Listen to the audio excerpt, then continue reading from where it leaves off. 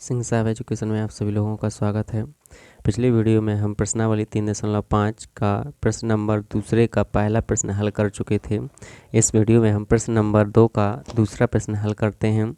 दिया गया है कि किस मान के लिए निम्न रैखिक समीकरणों के युग्म का कोई हल नहीं है। तो हमें यहाँ पर कोई हल नहीं है के लिए निकालना है। तो सबसे पहले तो हम दिए गए समीकरण की जो तुलना है वो a1x प्लस के b1y प्लस के c1 बराबर 0 तथा a2x प्लस के b2y प्लस के c2 बराबर 0 से करेंगे और a1 a2 b1 b2 और c1 c2 के मान निकालेंगे। फिर जो भी यानी कि हमारी कंडीशन यहाँ पर बोला गया है हमें कि रैखिक समीकरणों के युग्म का कोई हल ना हो, तो हमें रैखिक समीकरण युग्म का कोई हल ना हो का यानी कि निकालना है। तो इसके लिए हम जो भी रैखिक समीकरण युग्म का कोई हल नहीं की कंडीशन लगा देंगे और मान रख कर एक एक करके के का मान ज्ञात कर लेंगे। तो चलिए यहाँ पर करते हैं जो हमारा दिया गया सवाल है हल।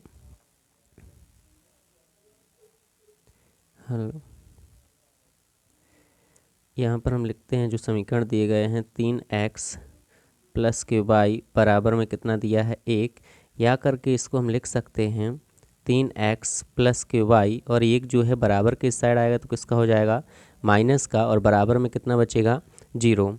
तो यहाँ पर एक समीकरण ये हो गया और दूसरा समीकरण हमारा जो दिया गया है वो है 2 के माइनस के 1 और इंटू में x प्लस के माइनस के 1 इंटू में y और बराबर में दिया है 2 के प्लस के 1। अब यहाँ पर 2 के जो प्लस का 1 है उसको यानी कि बराबर के इस साइड लाते हैं। तो बराबर के इस साइड लाएंगे तो यहाँ पर हो जाएगा 2 के माइनस के 1 इंटू एक्स प्लस के माइनस के 1 इंटू वाई, और इसको पूरे को इस साइड लाएंगे तो ये माइनस का हो जाएगा 2 के प्लस के 1 और बराबर में कितना बचेगा 0, बराबर में कितना बचेगा 0। तो चलिए यहाँ पर 2 के माइनस के 1 इंटू एक्स प्लस के माइनस के 1 इंटू वाई और माइनस ये अचर पर जो है इस साइड आएगा तो किसका हो जाएगा माइनस का हो जाएगा। इनको हम क्या करते हैं जो प्रयुक्त समीकरण की तुलना हम किससे करेंगे, जो व्यापक समीकरण है a1x प्लस के b1y प्लस के c1 बराबर 0 और दूसरा तथा a2x प्लस के b2y प्लस के c2 बराबर 0 से करने पर। तो हम यहाँ पर लिखते हैं उपर्युक्त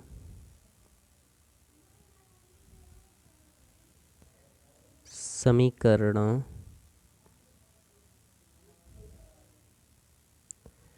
की तुलना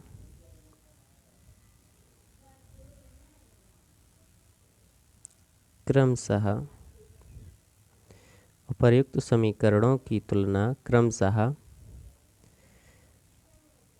a1x plus b1y plus c1 बराबर 0 तथा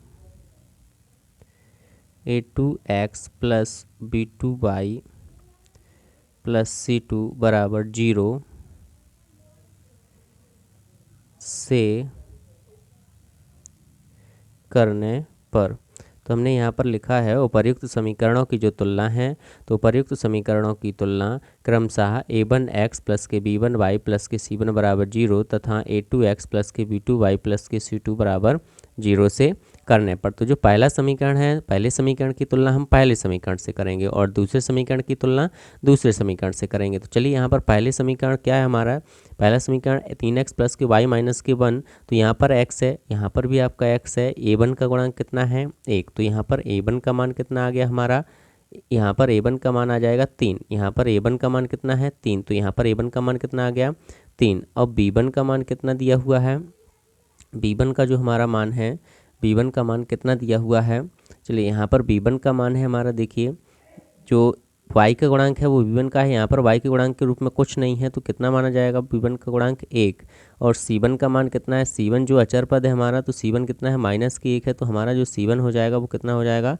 माइनस के 1, c1 कितना हो जाएगा माइनस के 1। चलिए अब यहाँ पर यानी कि फिर से यानी कि हम देखते हैं तो यहाँ जो हमारा a2 है दूसरे समीकरण की तुलना दूसरे समीकरण से करेंगे तो a2x का गुणांक जो है x का गुणांक क्या कहलाता है, a2x की जगह तो x है और a2 की जगह कितना है, तो a2 की जगह हमारा है 2 के माइनस कितना है 1, 2 के माइनस के 1, और b2 का मान कितना है, b2 बराबर है यहाँ पर देखिए b2 जो y का गुणांक होता है वो b2 का गुणांक होता है, तो b2 की जगह कितना है हमारा के माइनस के 1, के माइनस के 1 और C2 का गुणांक क्या है, C2 का जो हमारा गुणांक है, C2 का गुणांक है -2k+k 1, -2k+k 1 जो हमारा एक इसका गुणांक है, C2 का गुणांक है। चलिए अब यहाँ पर हम एक एक करके यानी कि हल कर दें। पहले हमने A1 B1 C1 और A2 B2 और C2 के मान निकाल लिए हैं। अब A1/A2 B1/B2 और C1/C2 निकालते हैं। तो चलिए यहाँ पर सबसे पहले A1/A2 का मान निकालते हैं। तो A1 का मान हमारा कितना है, A1 कितना है 3, तो हम A1 का मान कितना लेंगे 3, और A2 का मान कितना है 2k माइनस के कितना 1, 2k माइनस के 1। तो हमारा जो A1/A2 का मान आया है वो 3/2 के माइनस के कितना आया है 1, और ये जो हमारा किसका यानी कि मान निकालना है B1/B2 बराबर, यहाँ पर हमारा B1/B2 कितना आएगा, B1/B2 है तो हमारा B1/B1 कितना है 1, और B2 कितना है k माइनस के कितना है 1, कितना है k माइनस के 1। और जो हमारा तीसरा यानी कि जो आएगा C1/C2, यहीं पर निकाल देते हैं, C1/C2 बराबर, C1/C2 कितना आएगा, C1 का मान है -1 और C2 का मान क्या है, C2 का जो हमारा मान है वो -2k+ के कितना है 1। अब माइनस से माइनस कट जाएगा तो यहाँ पर कितना बचेगा 1/2k+ के कितना 1/2k+1। अब हमने तीनों के मान निकाल लिए। अब हमें इसमें देखिए जो हमारा सवाल था उसमें बोला गया था कि रैखिक समीकरण युग्मों का कोई हल ना हो के लिए हमें यहाँ पर k का मान ज्ञात करना है, कि रैखिक समीकरण के युग्म का कोई हल ना हो। तो रैखिक समीकरण के युग्म का कोई हल के लिए हमारी कौन सी शर्त होती है, तो यहाँ पर हम लिखते हैं रैखिक समीकरण युग्म के लिए रैखिक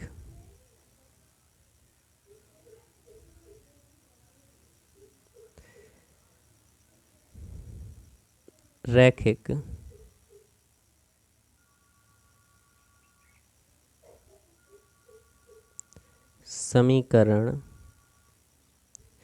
युग्म का रैखिक समीकरण युग्म का कोई हल ना हो। कौन से हल के लिए, का कोई हल ना हो। रैखिक समीकरण युग्म का कोई हल ना हो, इसके लिए जो हमारी कंडीशन होती थी, हमारी कौन सी कंडीशन होती थी कि A1/A2 बराबर होता था किसके, B1/B2 के। लेकिन जो B1/B2 बराबर नहीं होता था किसके, C1/C2 के। जो हमारा B1/B2 बराबर नहीं होता था किसके, C1/C2 के। चलिए अब यहाँ पर हम मान रख देते हैं। तो हमारा A1/A2 का मान कितना आया है 3 कितना आया है 2k माइनस के 1, और B1/B2 का मान कितना आया है, जो B1/B2 का मान आया है वो 1/k माइनस के 1, और जो C1/C2 का मान आया है वो 1/2k+1। ये हमने क्या किए हैं, यहाँ पर A1/A2 B1/B2 और C1/C2 के मान रख दिए हैं। अब हमें कुछ नहीं करना है। यहाँ पर जो हमारा यानी कि क्या है, जो हमें यहाँ पर हमारा नहीं है, ये इसके बराबर ही नहीं है, तो इन दोनों को बराबर में ले लेंगे। तो इन दोनों को बराबर लेने पर हमारा यानी कि जो k का मान निकल आएगा। तो चलिए यहाँ पर हम करते हैं। अब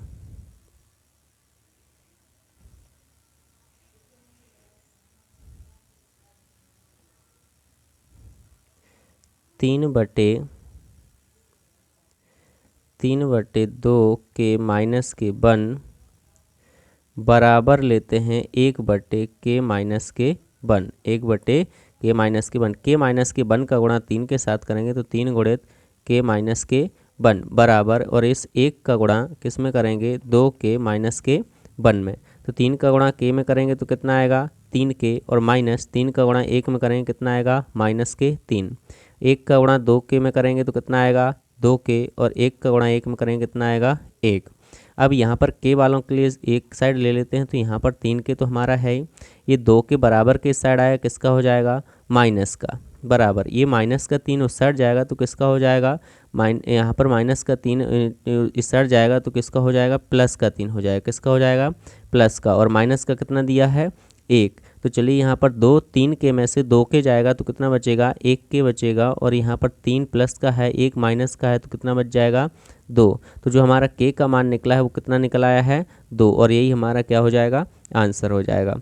आशा करता हूँ कि आपको ये वीडियो पसंद आया होगा। यदि पसंद आया है तो लाइक कीजिएगा, शेयर कीजिएगा, सब्सक्राइब कीजिए और अपने दोस्तों के साथ अधिक से अधिक शेयर कीजिए। और कमेंट बॉक्स में हमें कमेंट करके ज़रूर बताइएगा कि हमारे वीडियो आपको किस प्रकार के कैसे लग रहे हैं और किस प्रकार की वीडियो की आपको और आवश्यकता है। Thank you.